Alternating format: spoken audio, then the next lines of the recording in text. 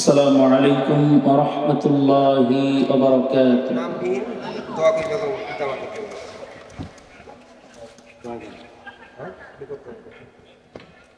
إن الحمد لله نحمده ونستعينه ونستغفره ونؤمن به ونتوكل عليه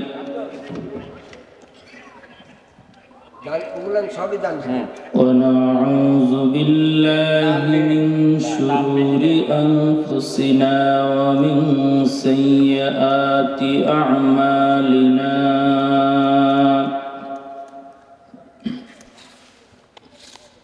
من يهده الله فلا مضل له ومن يضلله فلا هادي له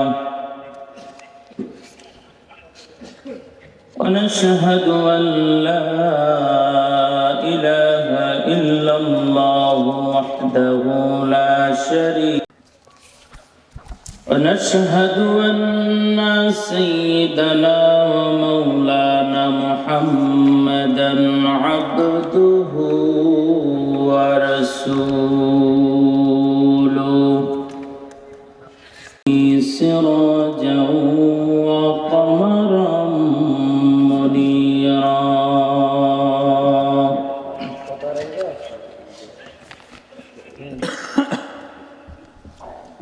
أما بعد فقد قال الله تعالى في كلامه المجيد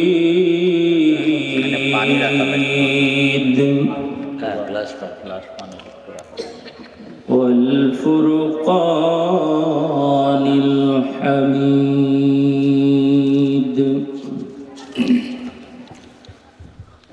সকলে জবানটা খুলে পড়ি আউযু বিল্লাহি মিনাশ শাইতানির রাজিম। পড়েন না কেন ভাই? এটা পড়লে কি গুনাহ হবে? আওয়াজ করে বলেন, গুনাহ হবে? তাহলে পড়তে কোনো সমস্যা আছে? জোরে বলেন, কোনো সমস্যা আছে? তাহলে একটু আওয়াজ করে সকলে আমার সাথে পড়েন না। আউযু বিল্লাহি মিনাশ শাইতানির রাজিম। বিসমিল্লাহির রহমানির রহিম।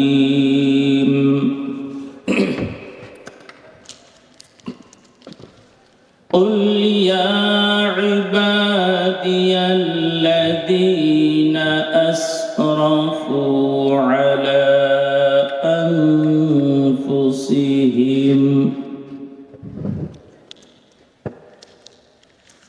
على أنفسهم لا تقنطوا من رحمة الله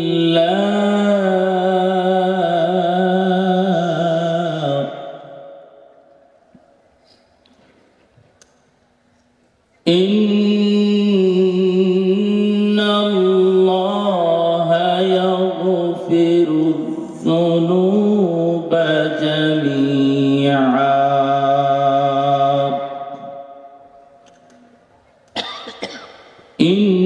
إنه هو الغفور الرحيم.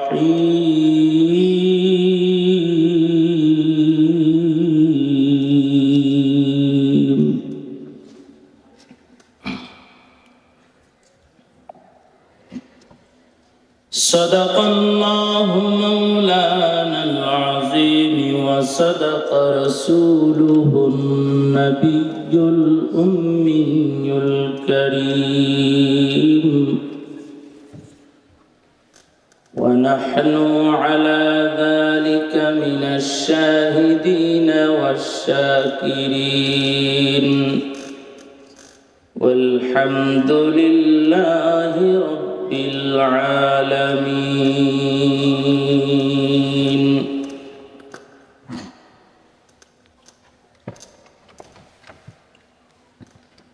প্রাণের অধিক বেশি যার দাম রহমাতাল লিল আলামিন। ঠিক না ঠিক? আওয়াজ দিয়ে বলতে হবে, ঠিক না ঠিক? প্রাণের অধিক বেশি যার দাম রহমাতাল লিল আলামিন। জানো কি তোমরা তাহার নাম রহমাতাল লিল আলামিন। মারহাবা কোন? জোরে বলেন মারহাবা। লিল্লাহি তাকবীর, নারায়ে তাকবীর। প্রাণের অধিক বেশি যার দাম রহমাতাল লিল আলামিন। জানো কি তোমরা তাহার নাম রহমাতাল লিল আলামিন। অসহায়ের বুকে যে জন গোপনে করেন সোয়ার, অসহায়ের বুকে যে জন গোপনে করেন সোয়ার। দুরুদ পড়ে সুবহে ও শাম রহমাতাল লিল আলামিন। এতটুকু তো বলতে পারবেন, পারবেন না? পড়েন। দুরুদ পড়ে সুবহে ও শাম রহমাতাল লিল আলামিন। বলেন রহমাতাল লিল আলামিন। প্রাণের অধিক বেশি যার দাম রহমাতাল লিল আলামিন। জানো কি তোমরা তাহার নাম রহমাতাল লিল আলামিন। গরিবেরে আহার দিতেন নিজে হয়ে রোজাদার। মারহাবা বলেন, জোরে বলেন না ভাই, মারহাবা। গরিবেরে আহার দিতেন নিজে হয়ে রোজাদার। নিয়মর ভালোবাসার খাম, নিয়মর ভালোবাসার খাম রহমাতাল লিল আলামিন।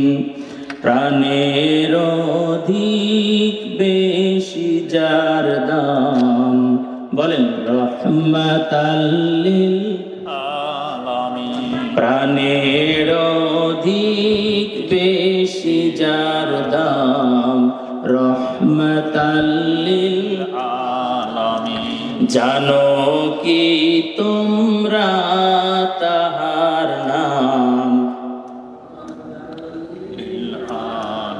লিল্লাহি তাকবীর, আল্লাহু আকবার, নারায়ে তাকবীর, আল্লাহু আকবার। আর একটু জোরে আওয়াজ দিয়ে দেওয়া যায় না ভাই? তাকবীরের আওয়াজটা নারায়ে তাকবীর, আল্লাহু আকবার। আলহামদুলিল্লাহ।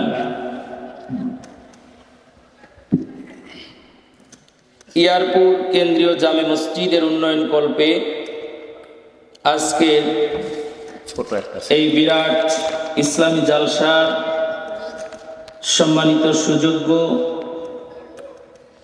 বিজ্ঞ সভাপতি জনাব মোহাম্মদ আব্দুর রাজ্জাক, সভাপতি অত্র জামে মসজিদ, পরিচালনায় জনাব মোহাম্মদ আবু বকর সিদ্দিক, সাবেক ভারপ্রাপ্ত চেয়ারম্যান ১ নং ব্রহ্মপুর ইউনিয়ন পরিষদ। আজকের মাহফিলের প্রধান অতিথি জনাব আলহাজ শাহ মোহাম্মদ হাশেম আলী, বিশিষ্ট সমাজসেবক, ভট্টপাড়া মাধবপুর। আপনাদেরকে সে মাগরিবের পর থেকে নিয়ে কোরআন ও হাদিসের আলোচনা শুনিয়েছেন বিশেষ বক্তা হাফেজ মৌলানা মুফতি আবু তালহা সাহেব, মুহতামিম ইসাতুল্লাহ হাফেজিয়া মাদ্রাসা, মাদনগর বাজার। আরো আলোচনা করেছেন আমার পূর্ব মুহূর্তে আপনাদের অত্র মসজিদের সম্মানিত খতিব, আমার অত্যন্ত কাছে হযরত মাওলানা মুফতি শুআইব আহমদ নাটোরি, বারাকাল্লাহু ফি হায়াতিহি, বলেন আমিন। বিশেষ করে আজকের মাহফিলের মধ্যমণি আমার শ্রদ্ধাভাজন, আমার সেরে তাজ, আমার উস্তাদ মুহতারাম, আজকের মাহফিলের প্রধান আলোচক, বিশিষ্ট আলেমে দ্বীন ও ইসলামী চিন্তাবিদ হযরত মাওলানা রুহুল আমিন সাহেব, দামাত বারাকাতুহুমুল আলিয়া, মুহতামিম মাদ্রাসাতুল আবরার, হুগলবাড়িয়া, নাটোর সদর, নাটোর। আল্লাহ তাআলা হযরতকে ইলমে আমলে বরকত দান করুন, বলেন আমিন। এবং এমন কিছু কথা আল্লাহ তাআলা যেন তার জবান দিয়ে আমাদের সামনে বের করে দেন, যে কথাগুলি আমাদের উভয়ের জন্য, ইহকাল এবং পরকাল উভয় জগতের জন্য যেন ফায়দা হয়, বলেন আমিন। সম্মানিত উপস্থিতি, আমার এই ঝামেলা থেকে মুক্ত রেখে, সুস্থ রেখে, হায়াত দিন আল্লাহ তাআলা আজকের এই কোরআনের মাহফিলে আমাদেরকে আসার এবং বসার জন্য তৌফিক দিয়েছেন। জোরে বলেন তো, আমাদেরকে তৌফিক দিয়েছেন কে? আর একটু আওয়াজ দিয়ে বলেন না ভাই, কে? যে আল্লাহ আমাদেরকে তৌফিক দিলেন, সে আল্লাহর প্রতি আমরা খুশি না বেজার? যদি হয়ে থাকি খুশি, আওয়াজ দিয়ে বেশি বুক ভরে মহব্বতের সাথে দিল থেকে একবার জোরে সোরে আওয়াজ দিয়ে, কাজ হবে না, আরো আওয়াজ বাড়াতে হবে, জোরে সোরে বলি আলহামদুলিল্লাহ। অতঃপর শত কোটি বর্ষিত হোক লক্ষ কোটি দুরুদ এবং সালাম বিশ্বনবী সরকারে কায়নাত, সরকারে দো জাহান, যিনি রহমতের ভান্ডার, উম্মতের কান্ডার, যিনি রহমাতুল লিল আলামিন, সাইয়্যিদুল মুরসালিন, খাতামুন নবিয়্যিন, যিনি নবী আরব আল আযম, নবী মুকাররম, নূরে মুজাসসাম, রহমাতুল লিল আলামিন, হাসরের ময়দানে যিনি অসংখ্য অগণিত উম্মতকে পান করাবেন হাউজে কাউসার। জোরে বলেন সুবহানাল্লাহ। সে নবীজির প্রতি বর্ষিত হোক লক্ষ কোটি দুরুদ এবং সালাম।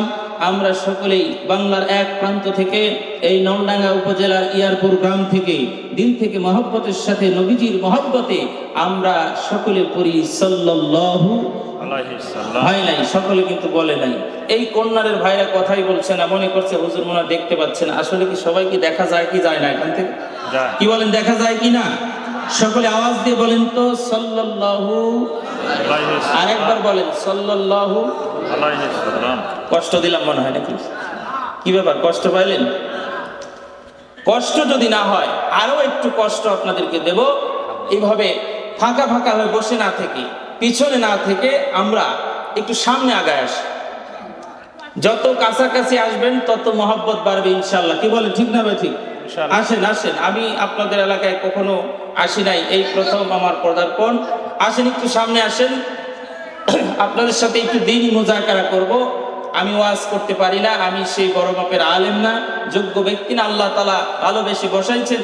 দু একটি কথা আপনাদের সামনে বলবো ইনশাআল্লাহ। লা ইলাহা ইল্লাল্লাহ, জোরে লা ইলাহা ইল্লাল্লাহ, ও লা ইলাহা ইল্লাল্লাহ, জোরে লা ইলাহা ইল্লাল্লাহ, লা ইলাহা ইল্লাল্লাহ, লা ইলাহা ইল্লাল্লাহ, লা ইলাহা। সবাই জবান খুলে লা ইলাহা ইল্লাল্লাহ, মহব্বতে লা ইলাহা। আল্লাহকে যারা ডাকিবে ভাবে, আল্লাহর আপন তারাই হবে। মারহাবা, জোরে বলেন মারহাবা। লিল্লাহি তাকবীর। আল্লাহকে যারা ডাকিবে ভাবে, আল্লাহর আপন তারাই হবে। ইহকালে শান্তি পরকালে মুক্তি, ইহকালে শান্তি পরকালে মুক্তি দিবেন দয়ার আল্লাহ তাআলা। লা ইলাহা ইল্লাল্লাহ, জোরে লা ইলাহা ইল্লাল্লাহ, ও লা ইলাহা ইল্লাল্লাহু ইল্লাল্লাহু ইল্লাল্লাহ, লা ইলাহা ইল্লাল্লাহ, সবাই লা ইলাহা ইল্লাল্লাহ, জোরে লা ইলাহা ইল্লাল্লাহ। নৌকা চলে না ভাই মাঝি ছাড়া, রিকশা চলে না ভাই চালক ছাড়া, ঠিক না ঠিক? আরো জোরে বলতে হবে, ঠিক না ঠিক? নৌকা চলে না ভাই মাঝি ছাড়া, সবাই আমার সাথে বলেন সহজ কথা। নৌকা চলে না ভাই, রিকশা চলে না ভাই চালক ছাড়া, বলেন নৌকা চলে না ভাই মাঝি ছাড়া, রিকশা চলে না ভাই চালক ছাড়া।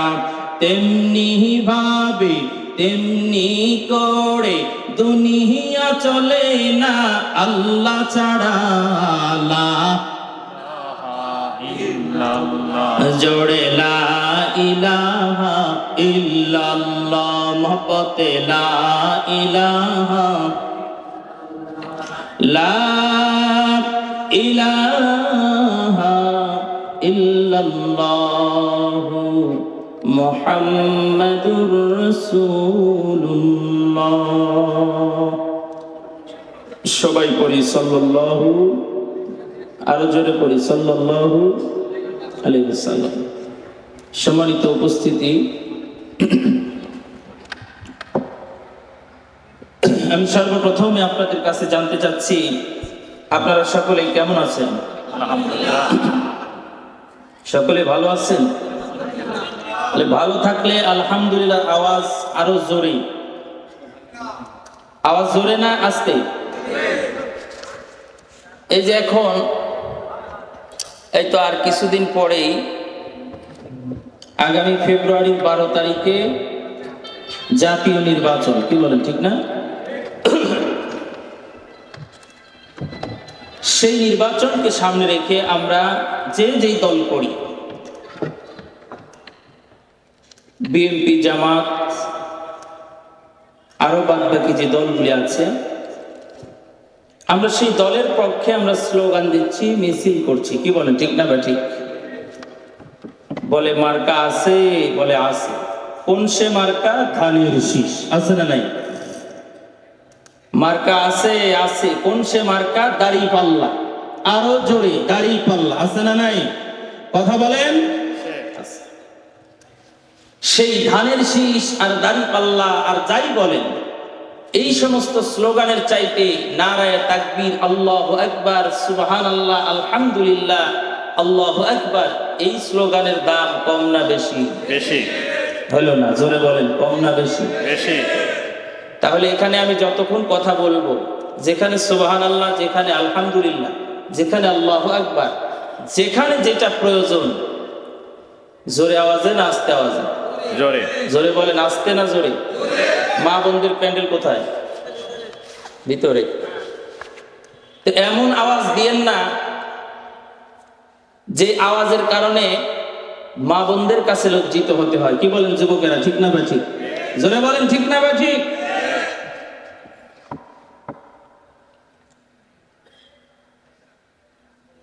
অনেক ভাবির সামনে আমার ভাইরা কথা বলতে পারে না, যা বলে তাই, আছে না নাই? কথা বলেন, আছে না নাই? সম্মানিত উপস্থিতি, সেজন্য এটা চলছে পবিত্র শাবান আল মুআদ্দাম। রমজান মাসের পূর্ব মাসের নাম হলো শাবান মাস। কি বলেন, কি মাস? শাবান মাস। তো এই শাবান মাস এবং আগত রমজানকে সামনে রেখে আমরা আজকে কোরআন এবং হাদিস থেকে সংক্ষিপ্ত কিছু আলোচনা শুনব এবং করব জোরে বলেন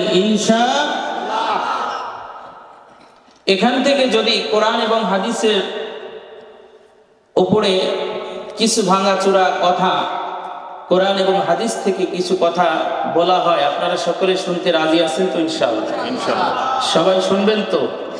কারা কারা শুনবেন না হাত তোলেন।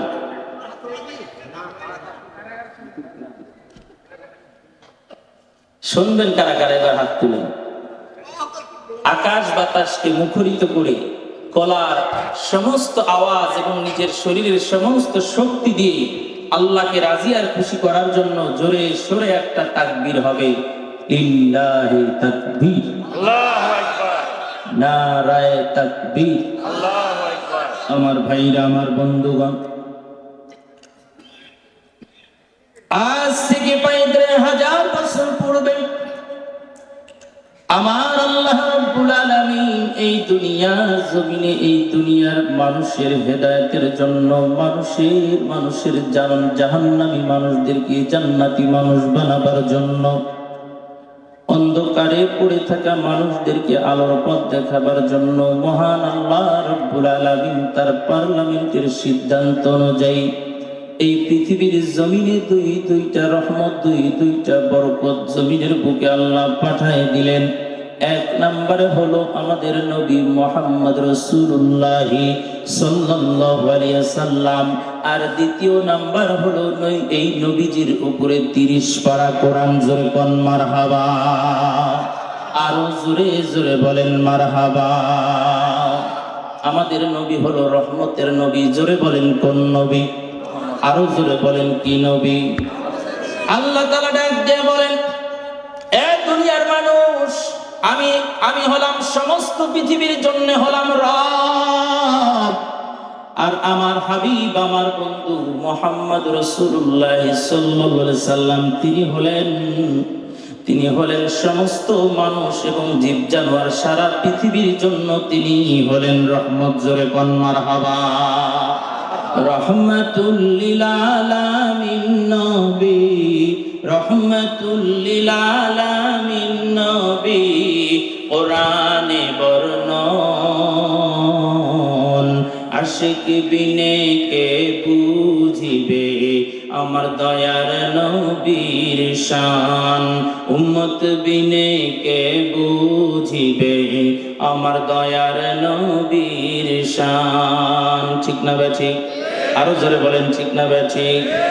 নবী আমার মদিনারি বুলবুল।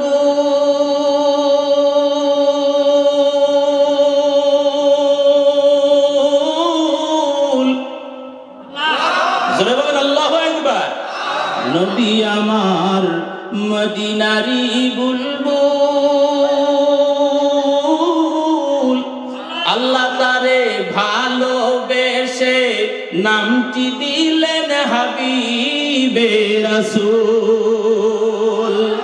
সেই নবীকে ভুল বুঝিলে, সেই নবীকে না মানিলে থাকবে না ঈমান। আশিক বিনে কে বুঝিবে আমার দয়ার নবীর শান, উম্মত বিনে কে বুঝিবে আমার দয়ার নবীর শান। লিল্লাহি তাকবীর, নারায়ে তাকবীর।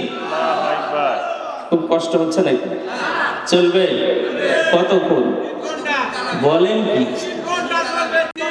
মাত্র ৩ ঘন্টা। আমি তো নিয়ত করছি যে সারা রাত চলবে। রাজি আছেন তো ইনশাআল্লাহ? আচ্ছা, সারা রাতের পক্ষে কারা কারা দেখি হাত দেখান তো। হাত নামান। আর সারা রাতের পক্ষে কারা নাই তারা হাত তোলে।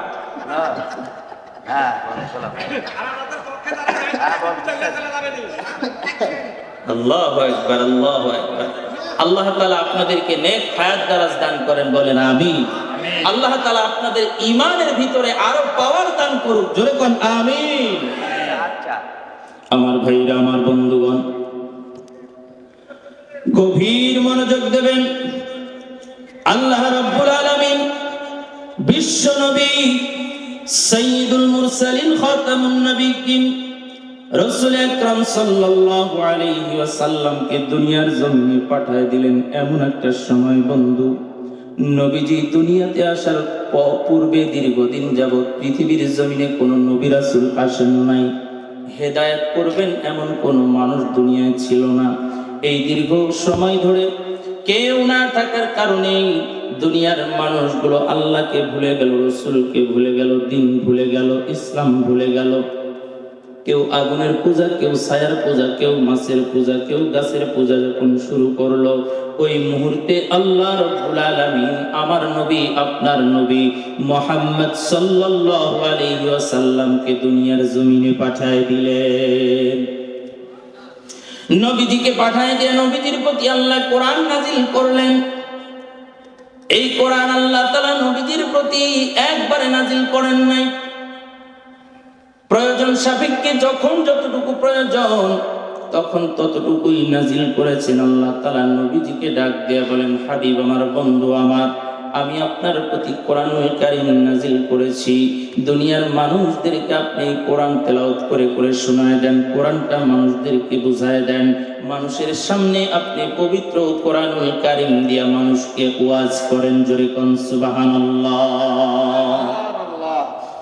আল্লাহর নবী, বিশ্ব নবী মুহাম্মদ রাসূলুল্লাহ সাল্লাল্লাহু আলাইহি সাল্লামকে হুকুম করা হলো। আল্লাহ তাআলা কোরআনের ভাষায় বলেন, আল্লাহ ডাক দিয়ে বলেন, নবী আমার, আপনি পৃথিবীর মানুষদেরকে বলেন, আমার সাথে পড়েন, বিসমিল্লাহির রহমানির রহিম।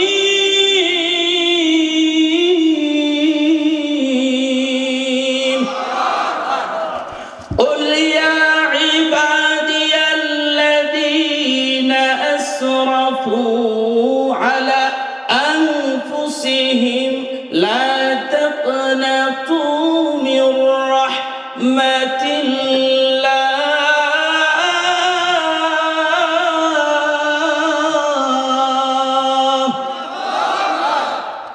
আল্লাহ নবী, বিশ্ব নবী কোরআনুল কারীমের এই আয়াতটা শেষ পর্যন্ত তেলাওয়াত করে ডাক দিয়ে বললেন, হে আমার নবী, আপনি পৃথিবীর মানুষকে বলে দেন, হে আমার বান্দাগণ, যারা নিজ সত্তার উপরে সীমা লঙ্ঘন করেছো, যারা গুনাহ করে করে নিজে সীমা লঙ্ঘন করেছো, নিজের নফসের প্রতি যারা জুলুম করেছো, তারা আমি আল্লাহর রহমত, আল্লাহর নিয়ামত, আমার রহমত থেকে তোমরা কেউ নৈরাশ হও না।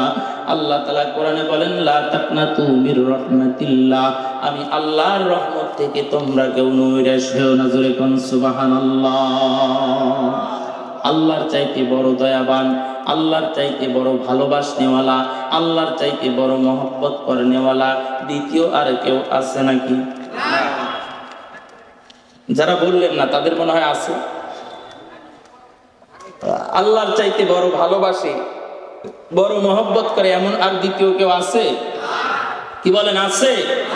হ্যাঁ, আল্লাহর চাইতে ভালোবাসার, আল্লাহর চাইতে মহব্বত করার আর কেউ পৃথিবীতে সবচাইতে ভালোবাসার মানুষ হলো বাবা আর মা। ঠিক না বেঠিক? ঠিক না বেঠিক? এই বাবা মার চাইতেও যিনি কোটি কোটি কোটি গুণ বেশি যিনি ভালোবাসেন, তিনি হলেন আমার আল্লাহ। জোরে কোন সুবহানাল্লাহ।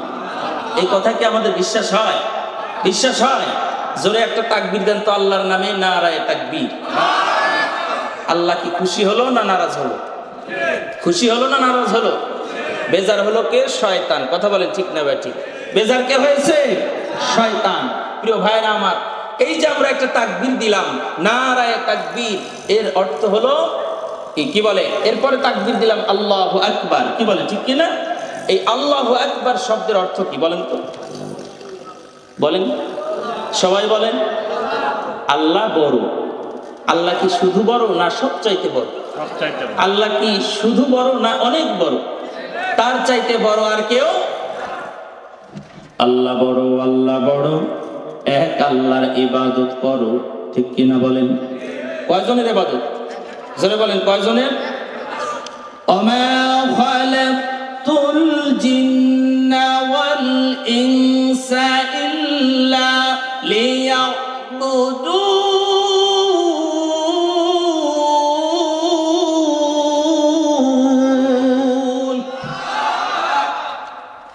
আল্লাহ তাআলা মানুষ এবং জিন জাতিকে সৃষ্টি করেছে শুধুমাত্র কেবলমাত্র একমাত্র একজনের গোলামি করার জন্য।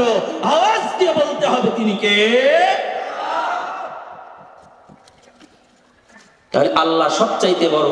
ইবাদত করতে হলে একজনেরই করতে হবে, সেজদা দিতে হলে একজনকেই দিতে হবে, তিনি হলেন আমাদের রব, তিনি হলেন আমাদের আল্লাহ। জোরে কোন ঠিক না বেঠি? কোন গাজাখোর, লাল মুসওয়ালা, কোন কি বলে লাল পট্টিওয়ালা, কোন মাজারে মানুষ সেজদা দিতে পারে না। জোরে কোন ঠিক না বেঠি? এই ধরনের ভণ্ড আমাদের দেশে আছে না নাই? জোরে বলেন আছে না নাই?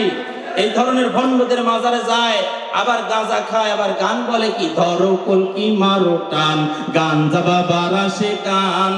আছে না নাই? এই কথা বলেন যুবকেরা, আছে না নাই?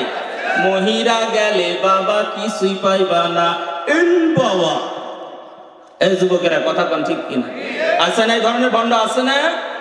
আমি যেটা বলতেছিলাম, একমাত্র ইবাদত পাওয়ার যোগ্য যিনি, তিনি হলেন আমার রব। জোরে বলেন ঠিক না বেঠি? আল্লাহ বড়, আল্লাহ বড়, এক আল্লাহর ইবাদত করো, 3 ফরজে গোসল করো, 4 ফরজে ওযু করো, 5 ওয়াক্ত নামাজ পড়ো, 6 উসুলে বয়ান শোনো, 7 দোজখ ভয়ঙ্কর, 8 বেহেশত সোনার ঘর। জোরে বলেন সুবহানাল্লাহ। 7 দোজখ ভয়ঙ্কর, 8 বেহেশত সোনার ঘর। আই বান্দায়ে খোদা চাহোগা রুনকি মুলাকাত, জলদি সে বৈঠে শোনো হযরত কি নসিহত। যদি চাও বাঁচতে চলে যাও গাছতে, আসার আগে আজরাইল জলদি যাও কাকরাইল। আর করোনা ভঙ্গি জলদি যাও টঙ্গি, মুসলিম আমার নাম, ইসলাম আমার গাড়ি, জান্নাত হবে আমাদের বাড়ি। বর্তমানের জামানা ওয়াজ করা তো চলে না, ভালো করলে মন্দ হয়, সময় বুঝি না কি যে আমি বলি। চরের নৌকায় সাধুর নিশান মাঝে মাঝে ওড়ে, টুপি মাথায় জুব্বা গায়ে তুসবি নিয়াও ঘোড়ে। আছে না নাই? ওরে টাকার জোরে হজ করেছে, নাম ফুটাইছে হাজি, গোপন খাতা খুলে দেখি 1 নম্বরে। কথা বলেন, কথা বলেন, আছে না নাই? জোরে বলেন আছে না নাই? এর মুসলমান, আমার বাংলার জমিনে এমনও হাজি আছে, কাবা ঘরে তওয়াফ করে এসেছে, হজ করে আসার পরে ওই হাজি সুদের উপরে টাকা লাগায়। আছে না নাই? জোরে বলেন আছে না নাই? এমন হাজিও আছে, হজ করে আসছে, আসার পরে কুরবানি দেয় অনেক বড় গরু। এই কুরবানির আগ দিয়ে আবার বিশাল বড় ফ্রিজে ঘরের মধ্যে নিয়ে আসি। এই কুরবানির গোশতগুলো সঠিকভাবে গরিব মিসকিনদের দেয় না, এই সম্পূর্ণ গোশতগুলো ফ্রিজের মধ্যে ফ্রিজ লোড করে। আছে না নাই? কথা কি ভুল বললাম? কষ্ট পাইলেন আপনারা না? শেষ করে দেয় নাকি? তাকবীর দেন, লিল্লাহি তাকবীর, নারায়ে তাকবীর। আমার ভাইরা, আমার বন্ধুগণ, গভীর মনোযোগ দেবেন। এই জন্য ইবাদতের মালিক একমাত্র হলেন আমাদের রব। রবের নাম কি? সবাইকে বলতে হবে। আরো জোরে বলেন, রবের নাম কি? আল্লাহর দয়া বেশি না মানুষের দয়া বেশি? আল্লাহর দয়া বেশি নাকি বান্দার দয়া বেশি? জোরে বলেন, কার দয়া বেশি? আমার ভাইরা, আমার বন্ধুগণ, এমন একটা প্রশ্ন একদিন বিশ্ব নবী, দরদের নবী, মায়ার নবী সাহাবীদেরকে নিয়ে বসে আলোচনা করতেছিলেন। এমন সময় আল্লাহর একজন বান্দি ছোট্ট একটা সন্তানকে কোলে লইয়া বিশ্ব নবীজির দরবারে চলে আসছে। এ মুরব্বী উঠে কেন? ওঠা যাবে না তো, ওঠাউঠি করা যাবে না। মুরব্বীর কি কোনো চাপ দিছে নাকি? কি বলেন, চাপ আছে না নাই? নিম্ন চাপ আছে না? চাপ লাগলে যাওয়ার অনুমতি আছে, এছাড়া অন্য কোনো কারণে, অন্য কারণ আছে না নাই? যুবকেরা কথা বলে, আছে না? কি কারণ বলেন তো? কে আছে না নাই? এইগুলো কারণে উঠা যাবে না। যদি নিম্ন চাপ আসে তাহলে অনুমতি আছে। আস্তাগফিরুল্লাহ বলেন, আস্তাগফিরুল্লাহ। আল্লাহ সবাইকে বুঝার তৌফিক দান করুন, বলে আমিন। আমার ভাইরা, আমার বন্ধুগণ, বিশ্ব নবী সাহাবীদেরকে নিয়ে এভাবেই আলোচনা করতেছিলেন। এমন সময় একজন আল্লাহর বান্দি ছোট্ট একটা সন্তানকে কোলে নিয়ে বিশ্ব নবীজির দরবারে এসে ডাক দিয়ে বলেন, আসসালাতু ওয়াসসালামু আলাইকা ইয়া রাসূলুল্লাহ, আসসালাতু ওয়াসসালামু আলাইকা ইয়া হাবিবাল্লাহ, আমি আপনার কাছে আসছি একটা প্রশ্ন করার জন্য। বিশ্ব নবী সরকারে কায়নাত, সরকারে দো জাহান, তিনি সালামের উত্তর দিয়ে ডাক দিয়ে বললেন, মাগো কি প্রশ্ন তুমি করতে চাও, বলো দেখি তোমার প্রশ্নটা। আল্লাহর বান্দি ডাক দিয়ে বলে, নবী গো, আপনার কাছে আমার প্রশ্ন হলো, আল্লাহর দয়া বেশি নাকি মানুষের দয়া বেশি? সুবহানাল্লাহ, আরো জোরে বলেন সুবহানাল্লাহ। প্রশ্ন কি বোঝা যায়? আল্লাহর দয়া বেশি নাকি মানুষের? আপনারা উত্তর দিয়েছেন আল্লাহর দয়া বেশি। কথা মনে রাখবেন, ঠিক আছে ইনশাআল্লাহ। বিশ্ব নবী মুহাম্মদ রাসূলুল্লাহ সাল্লাল্লাহু আলাইহি সাল্লাম এই প্রশ্ন শোনার পরে আল্লাহর বান্দী কি কোনো উত্তর দিলেন না। নবীজি বললেন, ওগো মা, তুমি আগামী কালকে তোমার সন্তানকে নিয়ে এখানে উপস্থিত হবে, তোমাকে উত্তর দেওয়া হবে। আল্লাহর বান্দী এইভাবেই প্রথম দিন সন্তানকে নিয়ে বাড়িতে ফিরে গেলেন। পরের দিন আবার বিশ্ব নবীজির দরবারে আসার পরে বলে, সরকারে কায়নাত, সরকারে দো জাহান, নূরে মুজাসসাম, ওগো রহমাতুল লিল আলামিন, গতকালকে আসছিলাম, আপনি তো প্রশ্নের উত্তর দিলেন না। ওগো নবীজি, আমি আজকে আপনার জবান থেকে সেই উত্তরটা শুনতে চাই। বিশ্ব নবী, মায়ার নবী, দরদের নবী আল্লাহর বান্দীকে ডাক দিয়ে বললেন, মাগো, আজকেও আমি তোমাকে উত্তর দেব না, এই উত্তর তুমি আগামী কালকে পাবা, আগামী কালকে আমি তোমার এই উত্তরটা দেব। আল্লাহর বান্দী আবারও বাড়িতে ফিরে গেলেন। তৃতীয় দিন আল্লাহর বান্দী বিশ্ব নবীজির দরবারে আবার হাজির হলেন তার ছোট্ট সন্তানকে নিয়ে। আজকেও এসে নবীজিকে ডাক দিয়ে বললেন, নবী গো, ইয়া রাসূলুল্লাহ, ইয়া হাবিবাল্লাহ, আজকে তৃতীয় দিন আসছে আমি আপনার কাছে উত্তরটা শোনার জন্য। আল্লাহর দয়া বেশি নাকি মানুষের দয়া বেশি? লিল্লাহি তাকবীর। তৃতীয় দিন আসছে বিশ্ব নবীজির দরবারে আল্লাহর বান্দী এই উত্তর জানার জন্য যে আল্লাহর দয়া বেশি নাকি মানুষের দয়া বেশি। আমরা সবাই জানি যে আল্লাহর দয়া বেশি, কি বলেন, ঠিক না বেশি? সুন্দর একটা গজল আছে, আল্লাহ তুমি দয়ার সাগর, আল্লাহ তুমি দয়ার সাগর, রহমানুর রহিম, তোমার দয়ায় বান্দায় আমরা বাঁচি সর্বদিন। ঠিক না বেঠি? আল্লাহর দয়া ছাড়া কিন্তু বাঁচা সম্ভব না। আল্লাহ যদি দয়া না করে, করম না করে, রহম না করে, মেহেরবানি না করে, একটা ধাপ আমরা বান্দা কিন্তু দিতে পারবো না। এরে মুসলমান, আজকে এখানে যারা আমরা উপস্থিত হয়েছি, অনেকে আমরা আছি আজকে এশার নামাজও পড়ি নাই, আছে না নাই? ফজরও পড়ি নাই, জোহরও পড়ি নাই, আসর পড়ি নাই, মাগরিব পড়ি নাই, এশাও পড়ি নাই।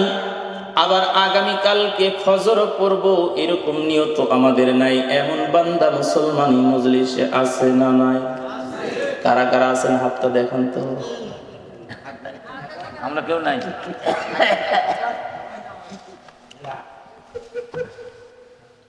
আমার মনে হয় এখানে বেনামাজি কেউ নাই। কি বলেন, বেনামাজি আছে নাই? বেনামাজি নাই তো।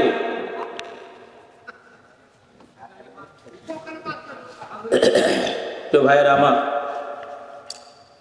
আমরা যতই চিল্লাচিল্লি করি আর হইচই করি যে কোরআনের আইন চাই, কোরআনের দেশ চাই, কোরআনের রাষ্ট্র চাই, নিজের ভিতরে যতক্ষণ পর্যন্ত কোরআন না আসবে, ইসলাম পরিপূর্ণ না আসবে, ওই সংসদে ইসলামকে কায়েম করা এত সহজ নয়। কথা বলেন ঠিক না বেঠি?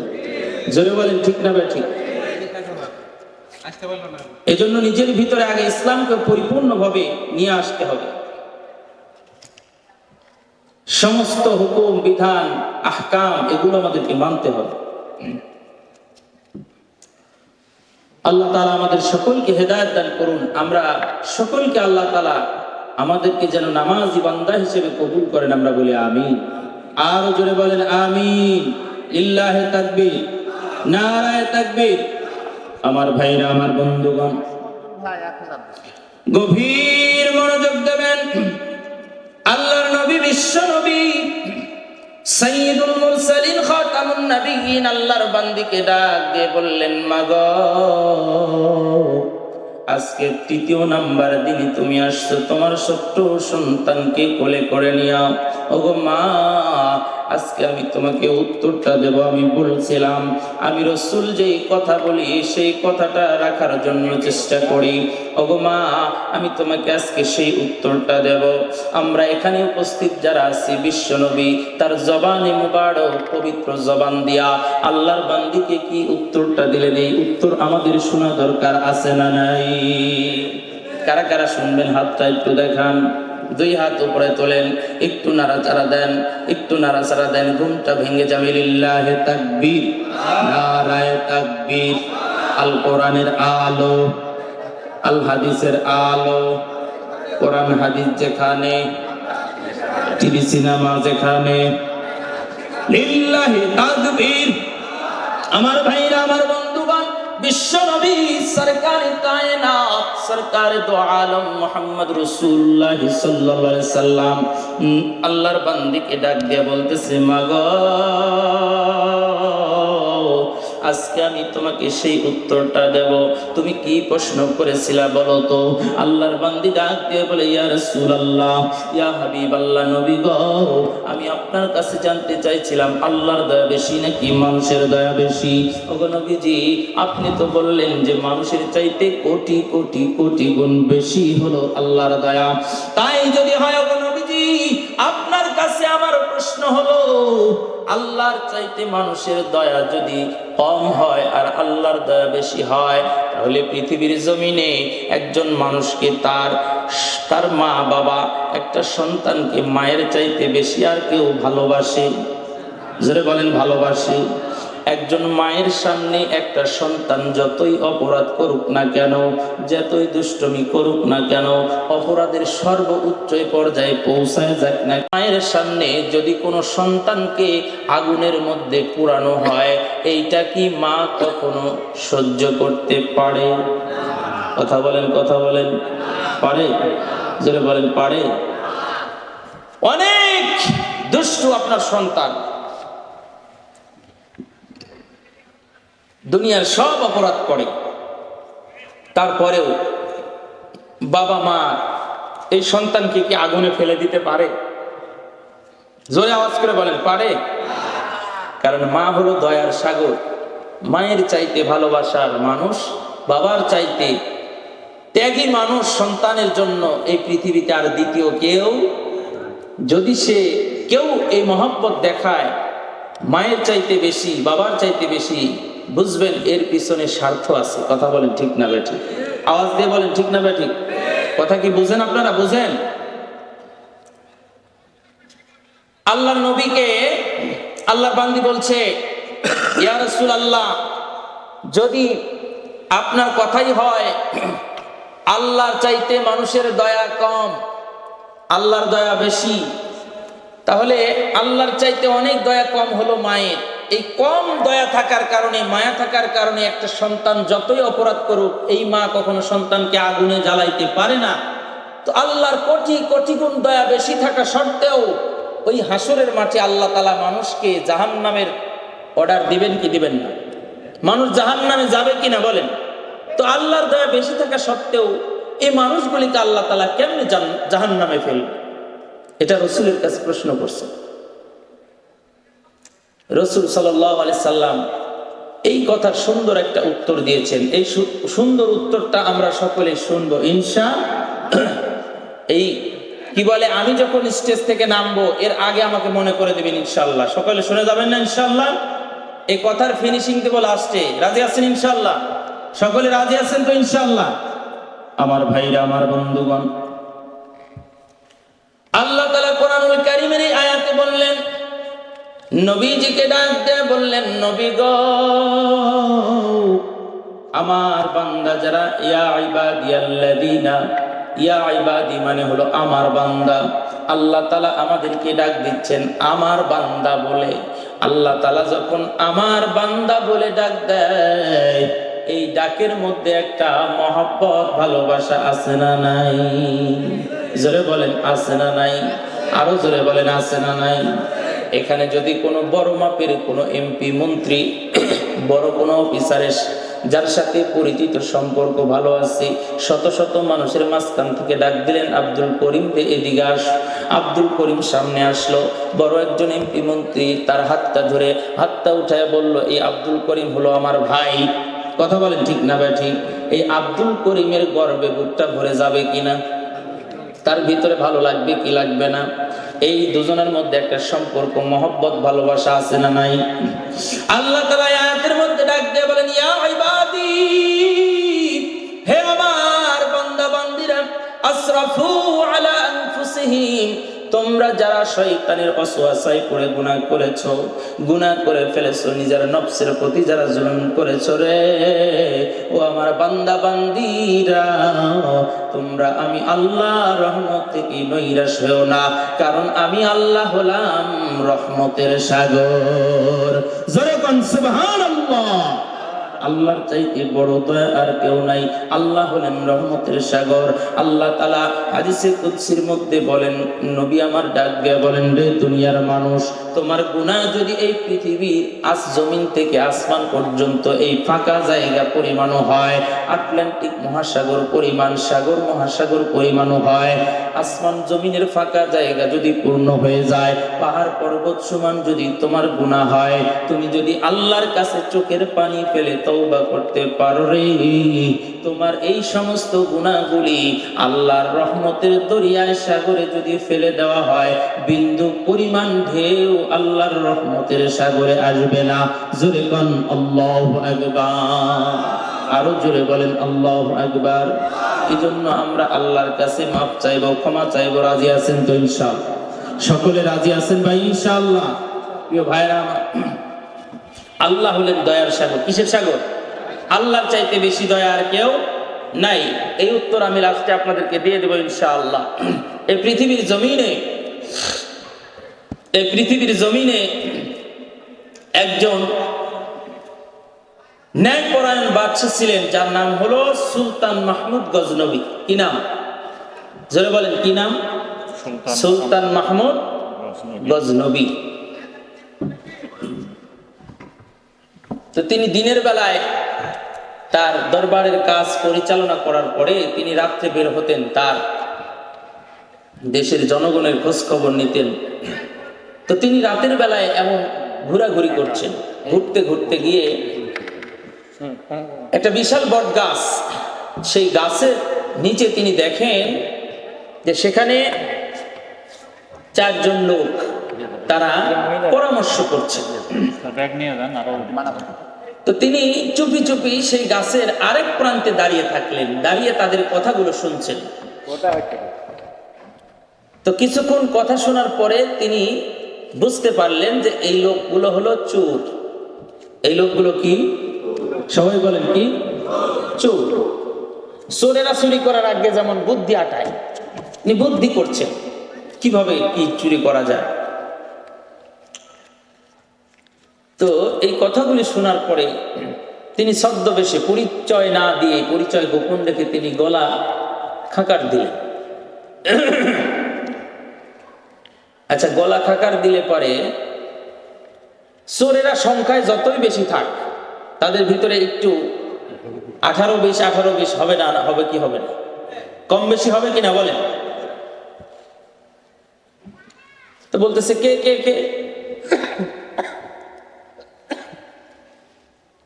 তো সুলতান মাহমুদ গজনবী তিনি হলেন বাদশাহ। তিনি বলছেন যে আমি কে, তোমরা কি আমাকে চেনো না? বলছে না, আমরা তো আপনাকে চিনি না। তো এবার তিনি মনে মনে বলছেন, হাই রে, আমি কি বাদশাহ হলাম? আজ 20-30 বছর ধরে আমি বাদশাহী করি, কিন্তু আমার দেশের এই নাগরিক প্রজারা আমাকে আজ পর্যন্ত চিনে না। ঠিক আছে, আমিও আমার পরিচয়টা গোপন করলাম। আল্লাহর বান্দা পরিচয় গোপন করে তিনি কৌশলে বললেন যে আমিও তোমাদের মতোই একজন। আরেকটা হাদিসে আসছে যে আল মারউ ইয়াকিসু আলা নাফসি, যে যে ব্যক্তি যেমন তার মনের ধারণাটাও তেমন। ঠিক না বেঠিক? জোরে বলেন ঠিক না বেঠিক? তো চোরেরা মনে করছে যে ও তো আমাদের মতোই চোর। তো ওই চারজন চোর তখন বললেন যে তুমিও চোর। কেমন চোর? আমরা তো চারজনে মিলে বের হয়েছি চুরি করার জন্য, আর তুমি একাই বের হয়েছো। তো আমাদের চারজনের কাছে আমাদের চারটা অলৌকিক কারামতি আছে, যেটা আমাদের চুরির ক্ষেত্রে আমাদের এই বিদ্যাটা কাজে আসে। তোমার কি বিদ্যা আছে এমন, তুমি বলো দেখি। এত কথার আওয়াজ কেন ভাই? আওয়াজ এত সাউন্ড করলে তো কথা বলা যাবে না, একটু আস্তে কথা বলেন। ওইটাও দরকার আছে, কি বলেন ঠিক না বেঠিক? ওইটারও দরকার আছে। তো আপনারা একটু সংযত হয়ে আওয়াজটা একটু আস্তে। আস্তাগফিরুল্লাহ রাব্বি মিন কুল্লি জামবি। সুলতান মাহমুদ তিনি তার পরিচয় গোপন রেখে বলছে, ঠিক আছে তোমরা বলো দেখি তোমাদের চারজনের কার কি কারামত যেটা চুরির বিদ্যায় কাজে লাগে। তো প্রথম জন বলছে যে ভাই, আমার এই হাতের মধ্যে এমন একটা পাওয়ার আছে, যত বড়, যত শক্তিশালী, যত মজবুত তালা দরজায় হোক সিন্ধুকে হোক লাগানো থাকুক, আমি হাত দেওয়া মাত্রই সেই তালাটা খুলে যায়। কারামত কি ছোট না বড়? বলেন ছোট না বড়? অনেক বড় না? হাত দিলেই তালা খুলে যায়। তো উনি মনে মনে বলছে তো বিশাল ব্যাপার। ঠিক আছে ভাই, দ্বিতীয় নাম্বার তোমার কি কারামত বলো। বলে যেই বাড়িতে চুরি করার নিয়ত করি আমরা, সেই বাড়ির আশেপাশে মাটির সাথে হাত লাগায় ধুলাটা একটু নাকের কাছে নিলেই আমি বলতে পারি যে এই বাড়িতে কি পরিমাণ স্বর্ণ রৌপ্য টাকা পয়সা আছে, এটা আমি বলতে পারি। তো তিনি বলছেন এর পাওয়ারও তো কম না, কি বলেন ঠিক না বেঠিক? আপনারা এই কথা শুনছেন? কারা কারা শুনছেন হাত তুলেন তো দেখি। লিল্লাহে তাকবীর, নারায়ে তাকবীর। খুব খারাপ লাগছে না? আপনারা বলবেন, আমি শেষ করে দেবো ইনশাআল্লাহ। আপনাদেরকে জোর করে কথা শোনাবো না, বিরক্ত করবো না। তো এও তো বিশাল বড় কারামত। তৃতীয় নাম্বার, আপনার কি কারামত ভাই? বলে আমারটা তো আরো বড়। কি? বলে যেই বাড়িতে চুরি করতে যাই সেই বাড়িতে যদি কুকুর থাকে, অপরিচিত মানুষ দেখলে কুকুর ঘেউ ঘেউ করে কিনা, সিগন্যাল দেয় বাড়ির মালিককে যে মালিক অপরিচিত মানুষ এসেছে আপনার বাড়িতে, চুরি হওয়ার ক্ষতি হওয়ার সম্ভাবনা আছে, এই সিগন্যাল দেয়। তো বলছে এই কুকুরে কি বলে, এই কুকুরের ঘেউ ঘেউয়ের আওয়াজ শুনলে আমি বুঝতে পারি কুকুর কোন ভাষায় কি বলছে। কারামত তো কাহারই ছোট না, কথা বলে ঠিক কিনা? হ্যালো। আর চতুর্থ নাম্বার যিনি চোর, বলছে তোমার কি ক্ষমতা? বলে আমার সাথে, আমাদের সাথে রাত্রে যদি কোনো অপরিচিত মানুষ থাকে, রাত্রে চিনলাম না, অপরিচিত লোক, তো দিনের বেলা হলে এই লোককে আমি চিনতে পারি। তো সাথে যিনি আছেন তিনি তো হলেন এই দেশের বাদশাহ সুলতান মাহমুদ গজনবী। তিনি তো তার পরিচয় দেন নাই, অপরিচিত লোক তিনাদের সাথে আছেন। তো তার মনের ভিতরে তিনি পড়তেছেন লা ইলাহা ইল্লা আনতা সুবহানাকা ইন্নী কুনতু মিনাজ জালিমিন। তার মানে ওনাকে এখন না চিনলেও দিনের বেলায় চিনতে পারবে, কথা বলেন ঠিক কিনা? তো বলছে এর কারামতটা তো সবচেয়ে ভয়ঙ্কর বেশি। তো চারজনে বলছে ঠিক আছে, আমাদের চারজনের কথা তো শুনলেন, এবার আপনার কথাটা বলেন। আপনার কি এমন ক্ষমতা যে আমরা চারজনে মিলেও চুরি করার সাহস পাই না, আপনি রাত্রে একাই বের হয়েছে চুরি করতে? জোরে কোন মারহাবা। তো উনি বলছে ভাই আমার কোনো কারামত টারামত নাই, আমি তোমাদের সাথে নাই। আরে মিয়া, আপনি আমাদের সব কথা শুনলেন, এখন বলছেন আপনার কোনো কারামত নাই, কিছু নাই। যান আপনার মনে আপনি যান, আমাদের মনে নাই। কিছু দূর যাওয়ার পর সুলতান মাহমুদ আল্লাহর ওলি তিনি আয়াত করেছেন, فألهمها فجورها وتقواها فألهمها فجورها وتقواها। সুলতান মাহমুদ গজনবী ডাক দিয়ে বলতেছেন, আল্লাহর বান্দারা শোনো, এই পৃথিবীতে যত মানুষ আছে প্রত্যেকটি মানুষেরই দুইটি গুণ, একটা হলো ভালো গুণ আর একটি হলো খারাপ গুণ। কথা বলেন, আমরা এখানে যারা আছি আমাদের সবার কি সব গুণই ভালো না খারাপও আছে? আছে না নাই? আল্লাহর বান্দা বাদশা সুলতান মাহমুদ তিনি বললেন, আমার দুই রকমের গুণই আছে, ভালোর দিকটাও আছে খারাপের দিকটাও আছে। চারজন চোরা এবার আল্লাহর বান্দা সুলতান মাহমুদকে ডাক দেয়া বলে, ও আল্লাহর বান্দা তুমি এদিকে আসো, তোমার ভালো কি গুণ আছে সেই ভালো গুণটাই তুমি আমাদেরকে বলো, আমরা শুনতে চাই। আল্লাহর বান্দা সুলতান মাহমুদ ডাক দিয়ে বলতেছে, আমার ভালো গুণটা হলো, একজন মানুষ যদি অপরাধ করতে করতে করতে করতে সর্বোচ্চ পর্যায়ে পৌঁছে যায়, যেই মানুষটার এমন পর্যায়ে পৌঁছে গেছে তার মৃত্যুদণ্ডর শাস্তি হয়ে গেছে, আমি যদি আমার শুধু মুখের দাড়িটা নাড়ায়া, আমি যদি আমার মাথাটা নাড়াই, তাহলে ওই ব্যক্তি মৃত্যুদণ্ড থেকে আমার উসিলায় ক্ষমা পেয়ে যায়। সুবহানাল্লাহ। চারজন এবার কইতাছে যে ভাই আপনাকেই তো আমাদের দরকার। কি বলেন, ঠিক না ভাই? ঠিক। কারণ চারজন তো চোর, চুরি করতে গিয়ে অপরাধ করতে গিয়ে যদি ধরা পড়ে যায়, হ্যাঁ অপরাধ খুব বেশি হয়ে যায়, তো আপনি শুধু দাড়িগুলো আপনার এইভাবে নাড়াবেন আর মাথাটা ইশারা করবেন, তাহলেই তো আমরা ক্ষমা পেয়ে যাব। কথা বলেন, ঠিক না ভাই? ঠিক। তো উনি যে কথা বলছে, এই কথা বলারও কারণ আছে না নাই? কথা বলেন, আছে না নাই? বল ঠিক আছে, চলেন। সামনেই হলো বাদশার বাড়ি। তো দুইজন দুই পাশে ধরছে, ধরে সুলতান মাহমুদকে দুই পাশে ধরে জায়গায় একবারে রাজপ্রাসাদের সামনের দরজায় নিয়ে গেছে। বলে, তোমরা আমার এখানে নিয়ে আসলা কেন? বলে, আজকে তো চুরি করব এই রাজার বাড়িতে। মারহাবা। তো বাদশাহ সুলতান মাহমুদ উনি তো কিছু বলতে পারছেন না, কারণ উনি ছদ্মবেশে আছেন। তো উনি চিন্তা করছেন আজকে আমার বাড়িতে চুরি করার নিয়ত করছে। তো তিনি চাইলে তখন তাদেরকে বলতে পারতেন, কিন্তু বলেন নাই দুইটা কারণে। কয়টা কারণ? জোরে বলেন, কয়টা কারণ? এখান থেকে আমাদের শিক্ষণীয় বিষয় আছে, বুঝতে হবে কথা। এক নাম্বার কারণ হলো, তিনি যদি পরিচয় আগেই দিয়ে দেন, তার জানের ভয় আছে, আছে না নাই? কারণ চোর যদি আপনাকে চিনে ফেলে, ডাকাত যদি আপনাকে চিনে ফেলে, আপনাকে কিন্তু তাদের সর্বোচ্চ ক্ষমতা দিয়ে চেষ্টা করবে তাকে মেরে ফেলার জন্য। কথা বলেন, ঠিক না ভাই? ঠিক। তো এখন যদি আমি পরিচয় দিই যে আমি সেই বাদশা, তারা আমাকে মেরে ফেলতে পারে। দ্বিতীয় নম্বর কারণ হলো যে যেই আল্লাহ তাআলা আমাকে সম্পদ দিয়েছে, এই সম্পদের তো আমি সঠিকভাবে আমি যাকাত দেই। আমি তো যাকাত তো দেই, এর অতিরিক্ত আরো দেই, দান করি, সদকা করি। তাহলে আল্লাহ তাআলা বলেছেন, তুমি যদি তোমার মাল সম্পদের যাকাত আদায় করো, তুমি যদি দান সদকা করো, তোমার মালের হেফাজতের দায়িত্ব আমি আল্লাহর। জোরে কোন সুবহানাল্লাহ।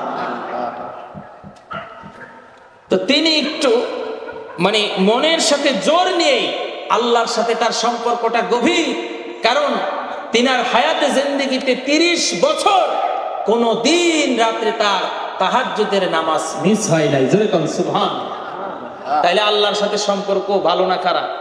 জোরে বলেন, ভালো না খারাপ? তিনি আল্লাহর কাছে যার সাথে সম্পর্ক ভালো, তার কাছে জোর খাটানো যায় বেশি। কি বলেন, ঠিক না ভাই? ঠিক। দেখি আজকে আমার আল্লাহ তাআলা আমার সম্পদকে কেমনে হেফাজত করে, আমি এই জিনিসটা একটু দেখতে চাই। জোরে কোন মারহাবা। ঠিক আছে, তাহলে 4 নাম্বার যে চোর, তার মধ্যে প্রথম নাম্বারের কারামত হলো, যত মজবুতি তালা হোক, হাত দিলেই কি হবে? জোরে বলেন, হাত দিলে কি হবে? খুলে যাবে। আমার ভাইরা, আমার বন্ধুগণ, গভীর মনোযোগ।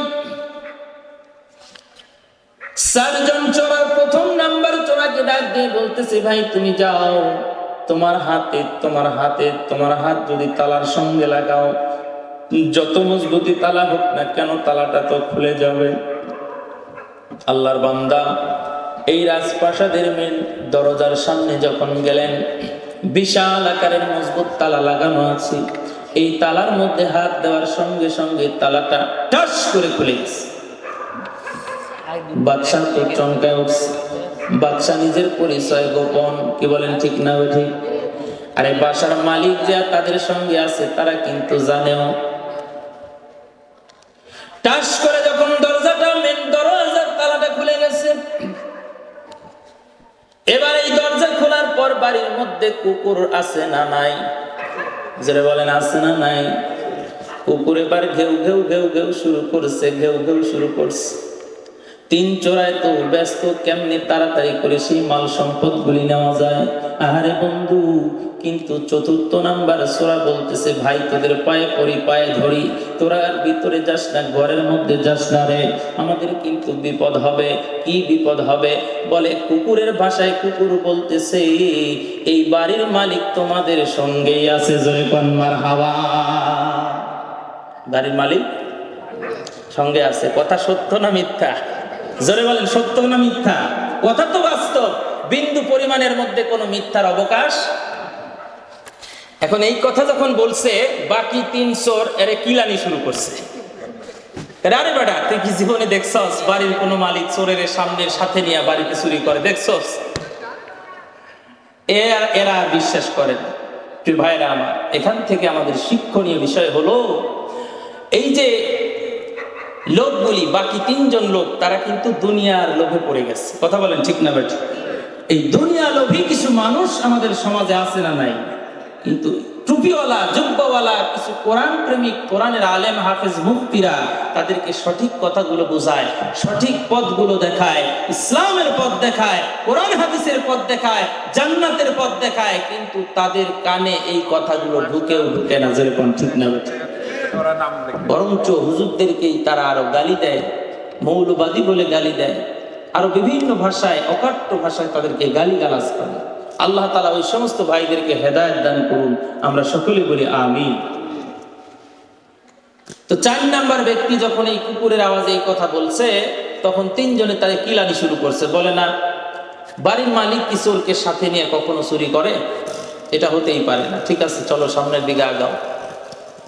যেই ব্যক্তি মাটিতে হাত নিয়ে নাকে দিলেই বুঝে সম্পদ কেমন আছে, বলে দেখ সম্পদের পরিমাণ কেমন।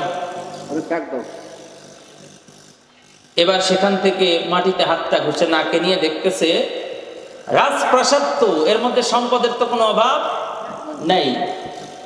অজস্র সম্পদ, হীরা মণি মুক্তা স্বর্ণ, নগদ অর্থ, টাকা, সব কিছু। মুসলমান ভাইরা আমার গভীর মনোযোগ দেবেন। এবার 4 জন চোর, চতুর্থ নাম্বার চোরের কথাটা কর্ণপাত না করে বাড়ির মালিক বাদশাহ সুলতান মাহমুদ ছদ্মবেশী তাকে সঙ্গে নিয়ে বলছে, ঠিক আছে চলো সামনের দিকে আগাই। দরজাগুলি খুলে সুন্দর করে করে জায়গা মতো পৌঁছায় গেল। কোথায় কোন সম্পদ আছে, কোনটাতে স্বর্ণ, কোনটাতে রৌপ্য, কোনটাতে সোনা, কোনটাতে হীরা মণি মুক্তা নগদ অর্থ, কোথায় কি আছে, সবগুলো তারা ঘুরে ঘুরে দেখলেন। দেখার পর ওইখান থেকেই বড় বড় 5টা ডেক্সির ব্যবস্থা করলেন। করার পরে 5টা ডেক্সির মধ্যে যতদূর পর্যন্ত তারা এটিকে বহন করতে পারবে এই পরিমাণ সম্পদ নিয়ে আল্লাহর বান্দা ছদ্মবেশী সুলতান মাহমুদকে সহ বলতেছে, তুমিও একটা ঢাকি মাথার উপরে নাও। আমার বন্ধু, এবার 4 জন চোরা সহ বাড়ির মালিক সহ, ওরা তো মনে করছে সেও চোর, 5 জনে মিলা 5টা ঢাকি তারা মাথার উপরে তুলে নিল। আমার বন্ধুরা, আল্লাহর বান্দারা 4 জন চোরা সামনের দিকে আগায়, আগে আগে আগায়। এবার বাড়ির মালিক আল্লাহর বান্দা বাদশাহ সুলতান মাহমুদ গজনবী তিনি পিছন পিছনে সিঁড়ি দিয়ে নামতেছে আর বলতেছে, চলে গেল, চলে গেল, চলে গেল। কি বলে? গেল, গেল তো গেল। কারে বলতেছে? জোরে বলেন, কারে বলতেছে? আল্লাহরে বলতেছে। আল্লাহ, আমার সম্পদ নিয়ে তো চলে গেল, তুমি আমার সম্পদের হেফাজত করবে, কেমনে করবে? এরা তো চলেই গেল। তো আল্লাহ হলো বড় কুদরতওয়ালা। আল্লাহর খেলা বোঝার ক্ষমতা কারো আছে? কাদের কুদরত দারি বরকামাল, কাদের কুদরত দারি বরকামাল, আন্তা রব্বি আন্তা হাসবি জুল জালাল। আমার আল্লাহ মেহেরবান, কে বুঝিতে পারে তাহার শান। ওয়ামাকারু ওয়ামাকারাল্লাহ, আল্লাহু খায়রুল মাকিরিন।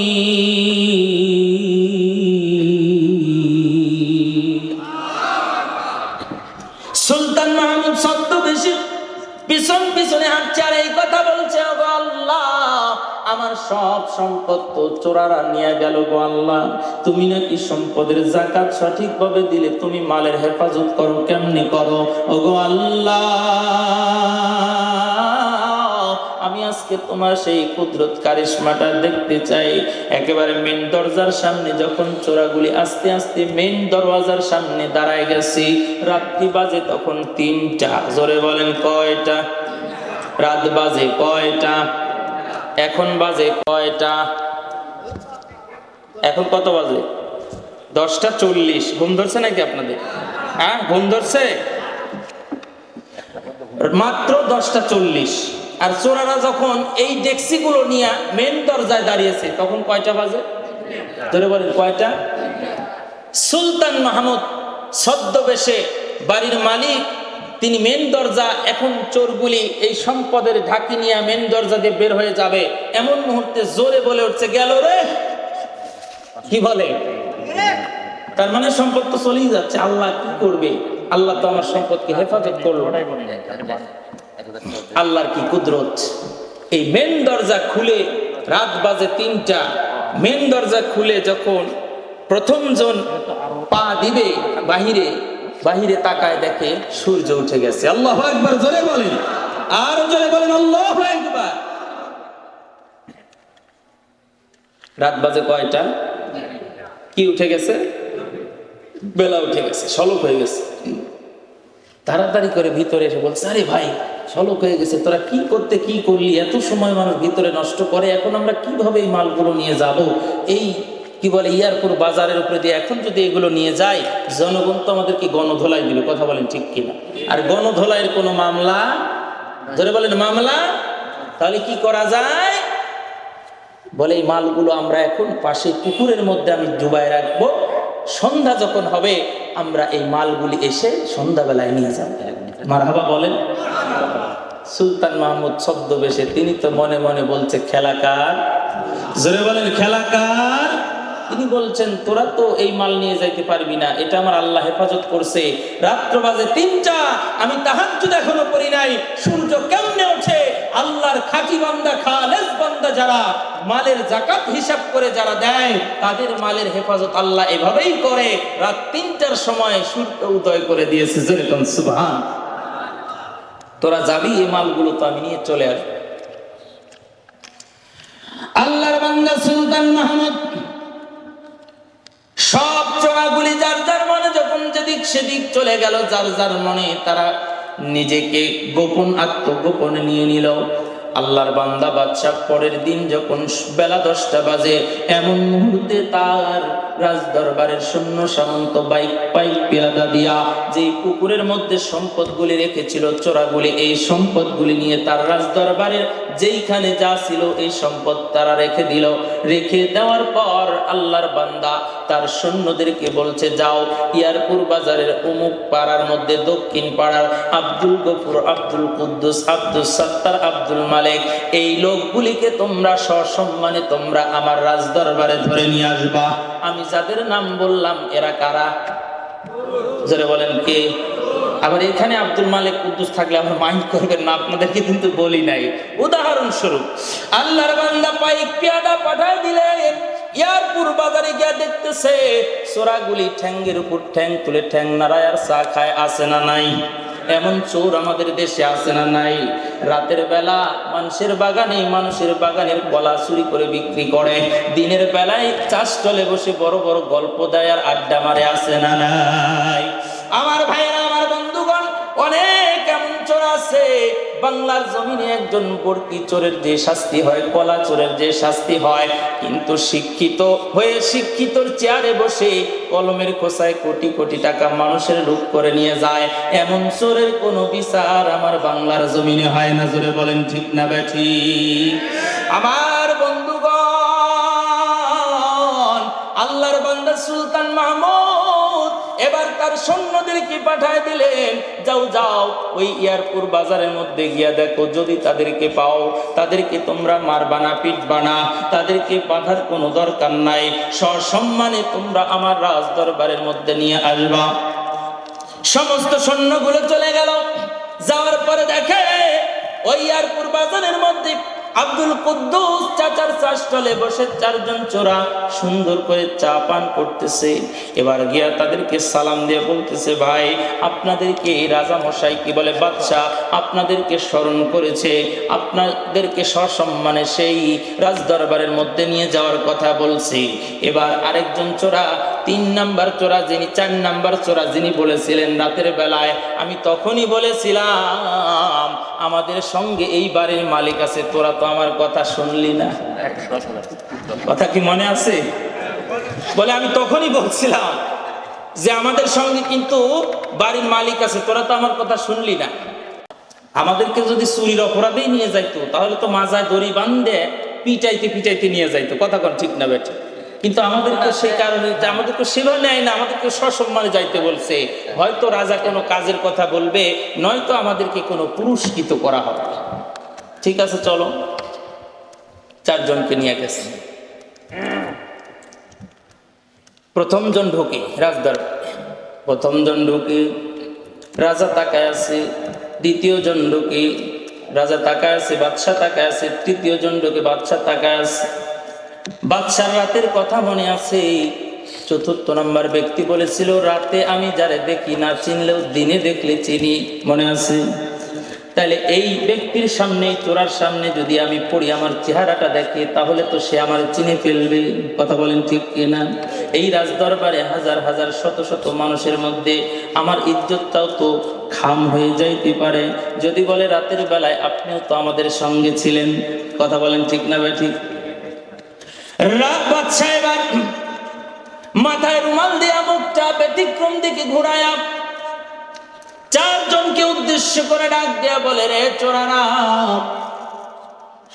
আমি হলাম এই জামানার এই দরবারের বাদশা।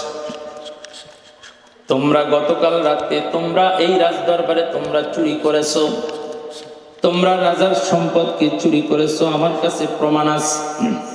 এই চুরি করার কারণে তোমাদেরকে শাস্তি দেওয়া হবে। তোমরা এই চুরির অপবাদটা কি তোমরা স্বীকার করো কি করো না? যদি স্বীকার করো তাহলে তোমাদের ভালো হবে, আর যদি স্বীকার না করো তোমাদের খারাপ হবে। তখন 4 জনে তখন পরামর্শ করছে যে স্বীকার করাই তো মনে হয় ভালো হয়। তো তখন স্বীকার করছে যে হ্যাঁ, আমরা চুরি করার জন্য বের হয়েছিলাম। তখন বাদশা বলছে যে তোমাদেরকে মৃত্যুদণ্ড দেওয়া হবে। জোরে কর নাউজুবিল্লাহ। কি দেওয়া হবে? মৃত্যুদণ্ড দেওয়া হবে। এই কথা বলার পরে বাদশা এবার তাদের মুখের সামনাসামনি মুখটা ফিরাইছে, তাদের দিকে মুখটা ঘুরাইছে। ঘোরানোর পর 3 জন তো তারা চিনে না, কিন্তু 4র্থ নাম্বার ব্যক্তি সে দেখা মাত্রই চিনতে পারছে। বলেন মারহাবা। এই মৃত্যুর খবর শুনে কোনো মানুষ কি কান্না না করে থাকবে নি? কি বলেন, ভয় লাগে না মৃত্যুর কথা শুনলে?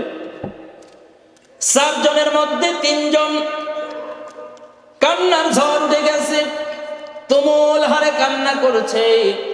4র্থ নাম্বার চোর, তার মুখের মধ্যে কোনো কান্না নাই, তার মুখের মধ্যে কোনো মলিনতা নাই। কারণ রাতের বেলায় আমরা চোর ছিলাম 5 জন, এখন আছি 4 জন।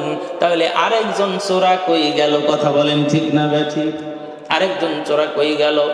4 নাম্বার চোর এবার আল্লাহর বান্দা সুলতান মাহমুদ ছদ্মবেশী রাতের বেলায় যে ছিলেন, তারে দেখে তিনি চিনতে পারছেন। কিন্তু তিনি মনে মনে চিন্তা করলেন আমি তো তার কথা আমি কেমনে বলি, এই ভরা মজলিসে যদি আমি যদি বলি যে আপনিও আমাদের সঙ্গে ছিলেন, সে যদি এই কথা বলে ফেলি আমি চোর ধরার জন্য একটা কৌশল করেছি, তাহলেই তো আমার কেরামতি শেষ। কথা বলেন ঠিক না ঠিক? এই কথা বলা যাবে না। এবার এই বাকি তিনজন চোরকে বলছে তোরা কান্না আরো বাড়ায় দে, কান্নার পাওয়ার আরো বাড়ায়। কারণ মানুষকে কাঁদতে দেখলে আরেকজনের মায়া হয়, ঠিক না বেঠিক? এজন্য আল্লাহর কাছেও আমরা বেশি বেশি করে রোনাজারি করব, বেশি বেশি কাঁদবো। আমার আয়াতের যে কথা আজকে আল্লাহ বলেছেন যে লা তাকনাতু মির রাহমাতিল্লাহ, তোমরা আমি আল্লাহর রহমত থেকে নৈরাশ হও না। এমন ভেবো না যে সারা জীবন আল্লাহ তোমার ইবাদত করি নাই, নামাজ পড়ি নাই, রোজা রাখি নাই, হজ করি নাই, যাকাত দেই নাই, এই শেষ বয়সে আর ইবাদত করে কি হবে। না হে আমার বান্দা, সারা জীবন গুনাহ করেছো, কিন্তু আমি আল্লাহর কাছে তুমি ফিরে আসো, তওবা করো, চোখের পানি ফেলো, আমি আল্লাহ তোমার জীবনের সব গুনাহগুলি মাফ করে দেব। জোরে বলেন সুবহানাল্লাহ। তো চতুর্থ নাম্বার চোর বলছে তোরা কান্নার পাওয়ারটা বাড়ায়। এবার আরো জোরে কান্না শুরু করছে। চতুর্থ নাম্বার ব্যক্তি চিন্তা করলো যে আমিও মুখটা মলিন করে শুকনো করে একটু মায়া মাখা করে আমি বাদশার কাছে মাপ চাই, হয়তো বা সে মাফ করে দিতে পারে। তিনজনে যখন কান্না শুরু করলো, চতুর্থ নাম্বার এই চোরটা তারও মুখটা মলিন করে শুকনো করে এবার বাদশাকে ডাক দেয়া বলে, বাদশা, ওগো বাদশা,